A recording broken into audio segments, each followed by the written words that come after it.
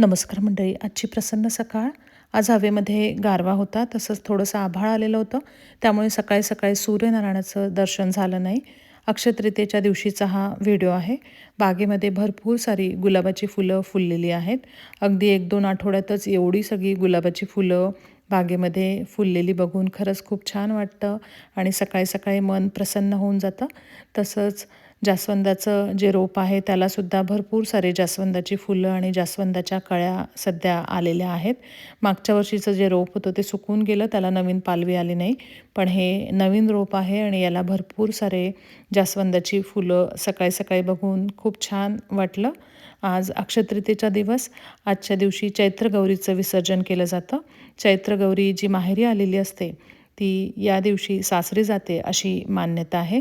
या दिवशी तिला आंब्याचा रस, पुरणपोळी, त्यानंतर खीर, कानोले, हरभरे असा सगळा नैवेद्य दाखवला जातो. सकाळी सगळं छानपैकी आवरून आदिदेवाची मनोभावे पूजा केली, नित्यसेवेचं वाचन केलं. त्यानंतर चैत्रगौरीला ताम्हणात घेऊन तिला पाण्याने अंघोळ घालून गणपती स्तोत्र, श्रीसूक्त म्हटलं, हळदी-कुंकू, फूल वाहून तिची पूजा केली.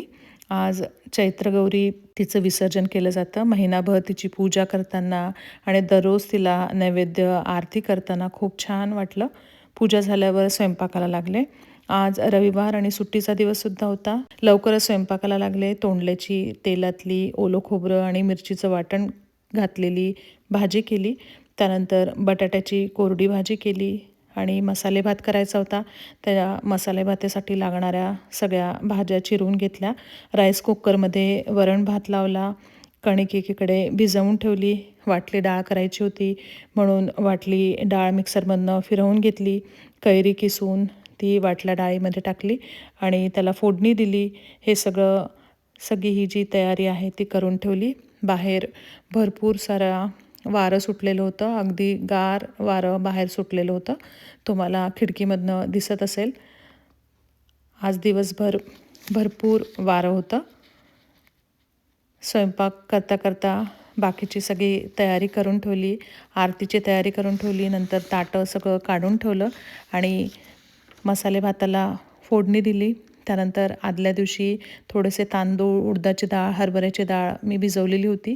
त्याचा सकाळी ढोकळा केला आणि कैरीच्या डाळीला फोडणी दिली. नंतर कैरीचे बारीक काप करून पटकन कैरीचं थोडंसं लोणचं केलं. एकीकडे वरणाला सारखं केलं आणि त्यानंतर देवीला वाटी लावताना आमच्याकडे कानोले करतात म्हणून कानोले केले. मिस्टरांनी तोपर्यंत आंब्याचा रस केला. सगळ्यात शेवटी गरम गरम पुऱ्या केल्या आणि देवाचं आणि चैत्रगौरीचं नैवेद्याचं ताट वाढलं. नंतर मुलगा आला.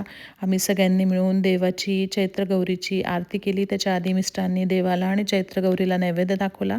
त्यानंतर चैत्रगौरीची आणि देवाची आरती केली आणि नंतर सगळ्यांना जेवायला वाढलं. धन्यवाद.